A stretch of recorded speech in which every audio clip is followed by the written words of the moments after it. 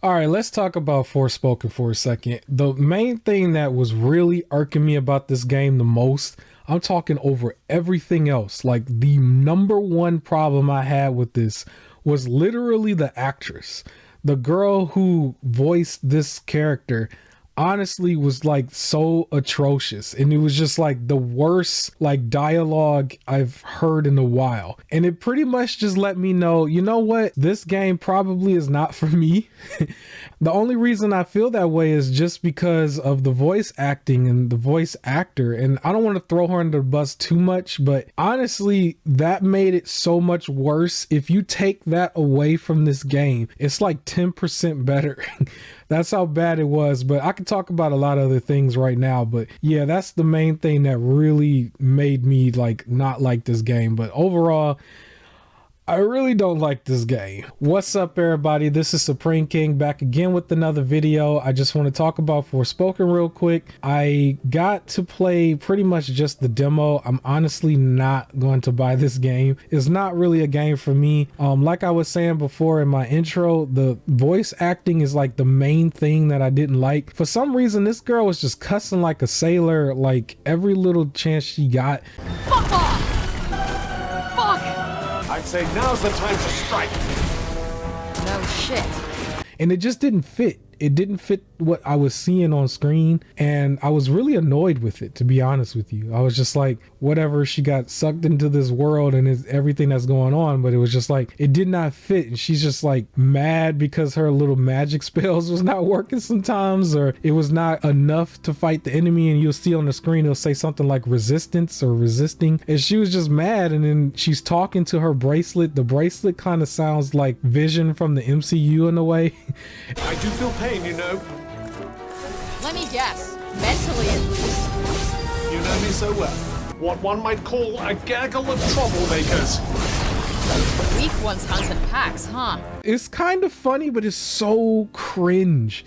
It's like if you could turn that off, it'd make the game so much better. I remember there was like a patch update, the game called Biomutant, if some of you played it, and Biomutant gave people the ability to turn off the dialogue because that dialogue was turning off people from the game, the people who did play it. I feel like this is the same case. Like they need to shut that dialogue down. And it's funny because this is more of a Square Enix PlayStation type of thing. PlayStation puts a lot of extra dialogue in the game, and sometimes it works, sometimes it doesn't. It's really to add lore to the game in a way, and sometimes it's just like, no, it's really not. It's really just to keep somebody talking because they think you're not going to keep your interest. But for me, the game didn't keep my interest mainly because the world was just empty. It was so big, but it was just nothing going on. If you got into an area, it had like a few enemies here and there, and sometimes they'll have like a chest that you can open up once you defeated all those enemies in the area,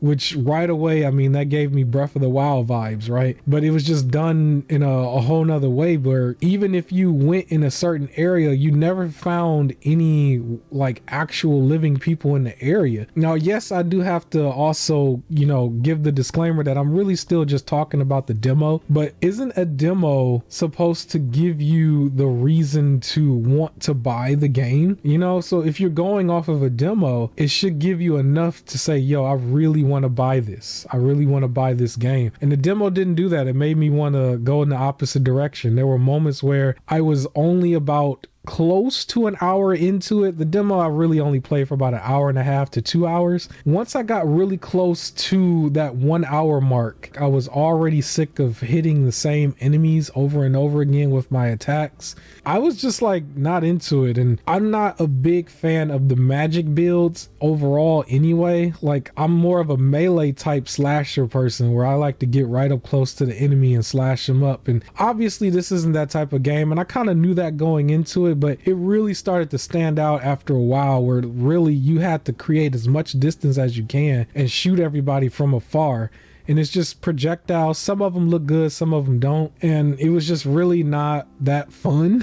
But the game isn't all bad. It's more of a $20 experience. Like once everybody kind of just let this game die down a little bit and you pick it up on sale and you play it for a few hours, and then you you know, pop in the other game that you really want to play, and like when you're taking a break from that, that's when you play this. That's kind of where this game is. It's not a main event game. It's not a game that you're setting aside time to play. It's definitely not a game that you would like take off work to play. I don't know, I would never do that for this. You know, it was still, some moments were still okay and kind of fun. I do see how like everybody else is giving it some gripes. I think there was some mention that in order to get the frame rate that it needs to be at, it has to be as low as 720p sometimes. And yeah, that's really not good for a game that's supposed to be a next gen experience, and it's also $70. It's like, well, if that's what we're seeing at launch, then that's unacceptable. I can understand somebody saying this isn't worth $70. I don't think it's worth $70. It's unfortunate that it was priced that way, because that's really going to hurt this game in the long run. I don't see a lot of people buying this with all the bad press that it's getting. The voice acting was really the number one thing for me that really turned me off on it. I don't want to just throw the actress under the bus, but at the same time, she was in that Resident Evil Netflix show and she didn't do that good there either. And I'm like, all right, that's 2 L's for somebody coming out the gate. But I'm not gonna, you know, trash her all the way. It's not all the way her fault. It's just she's doing the best that she could. It's just her voice was just annoying. And when I looked at all the dislikes on some of those other videos, those trailers, it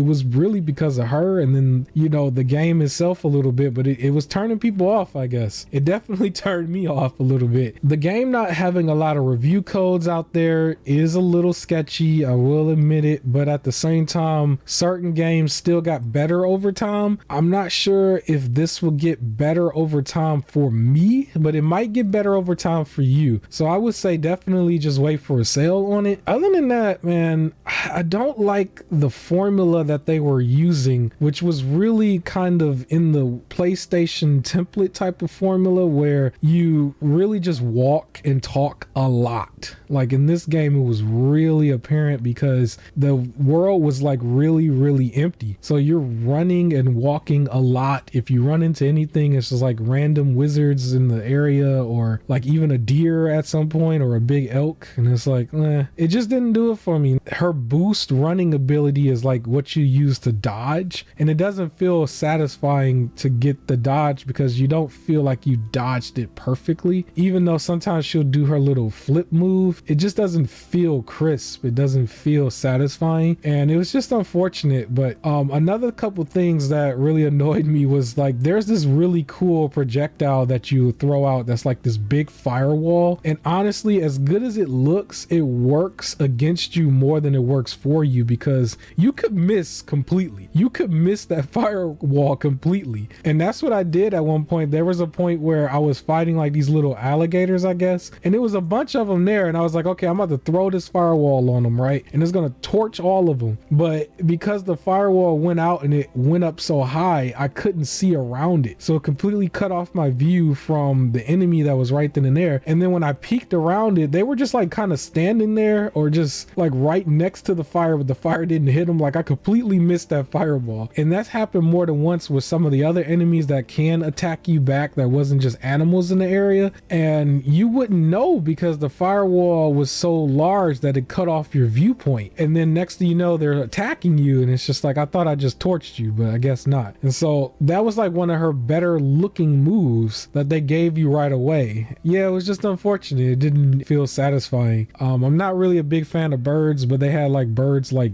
you know, attacking you, and that kind of annoyed me. I don't want to count that against them because that's just a random NPC that they used. But there were moments where you had to always just run around in this really big circle. And I remember they took down the footage that they put out one time of the gameplay really early on, where all she was doing was running around in a circle in a big area and just shooting her little projectiles. And I guess the public didn't like it that much, I guess, so they took it down. But that's exactly what I did here. I just ran around in a circle a lot, you know, and that was all you could really do to make sure that you didn't get hit at all. And sometimes you still got hit. It got to the point where at the end of the demo, you have one final objective that's more of a bonus objective, and that's where you go against a really big alligator. And this was like a boss fight alligator. And honestly, it was a little underwhelming. It was not hard or, you know, scary, I guess. I think they were trying to make it seem that way. But if you followed the same formula, which was just run in a big circle and shoot your projectile projectiles little by little, you would chip away at its health overall until you finally beat him. But I think the boss was set up to be too much for you and you were supposed to die because all of your big moves, it was resistant to it. Like I remember one of them, it literally would just say it's immune and it didn't do any damage at all. But because I kept staying in motion in a circle and just chipping away at it, it basically died. I got it down to the point where it died and I was able to hit it with the one move that actually does damage to it. But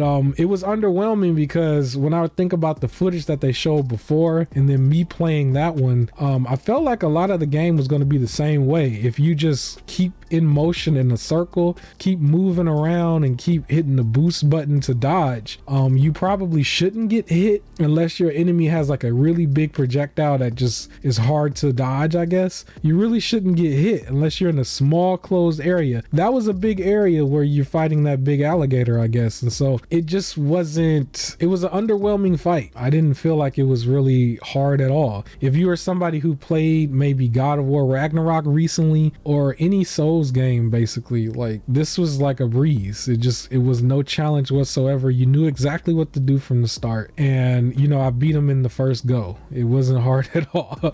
And I just felt like, well, I think the other bosses are going to be the same way. So I was just kind of like, I don't know about this one, but I don't want to fault the game for what it is, for everything within the game. The only thing I will fault it for really is the voice acting and the dialogue. It was just so cringy, and it made me feel like these are the type of games that they're aiming for, because they're aiming for the next generation and they think the next generation talks like that and they like that type of thing. Honestly, they probably do. Maybe somebody like me just need to fall back. Maybe I'm too old for this now. Maybe it's just not a game for me. I like games that are a little bit more gory, I guess. I like games where if they're gonna talk trash, it's gonna sound like they're kind of from like certain areas or something. She didn't sound like she was from New York at all.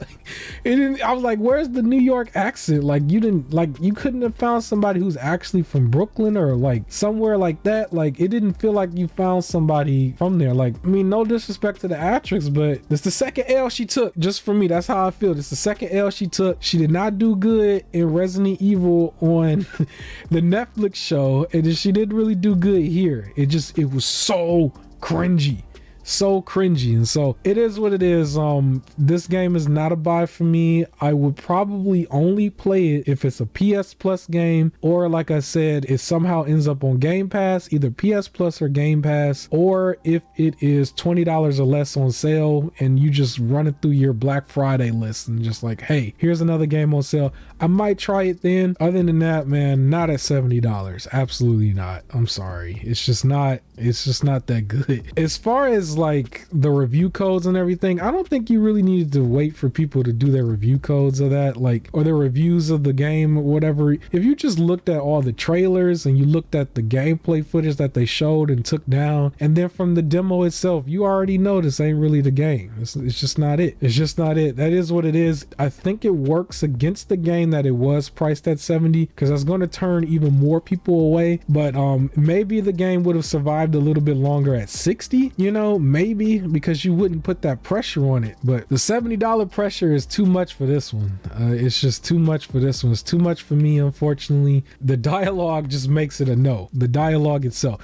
that's the real deal breaker for me. The deal breaker is the dialogue. If it wasn't for the dialogue, I would say, you know what, just wait for the sale. But honestly, like even though I'd said earlier I would probably still get it at 20, I don't know. Like, I need to find out that they did a patch update where they just shut her up. They shut her up. They shut up her stupid bracelet. Then maybe at the patch update, maybe I would get it at 20. Other than that, man, no. PS Plus or Game Pass, PC Game Pass. If they do any of that, sure.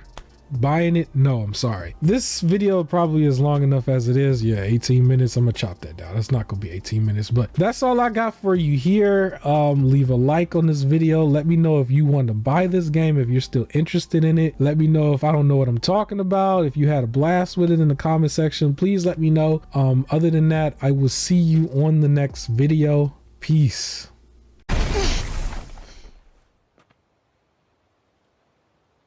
Did I just do that? Well, definitely with my assistance. I did not just do that. We did.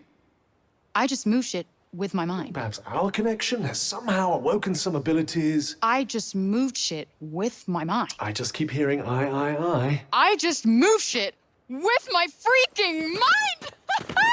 Yeah, okay, that is something I do now. I do magic, talk to sentient cuffs, kill jacked up beasts. You know what? I'll probably fly next. Now you're just being ridiculous. Oh, that's too far. Good to know there's a line. If you could just master these new abilities, with my help, of course. Did you not just see me take out that gnarly beast? Oh, bring it, you mangled monsters!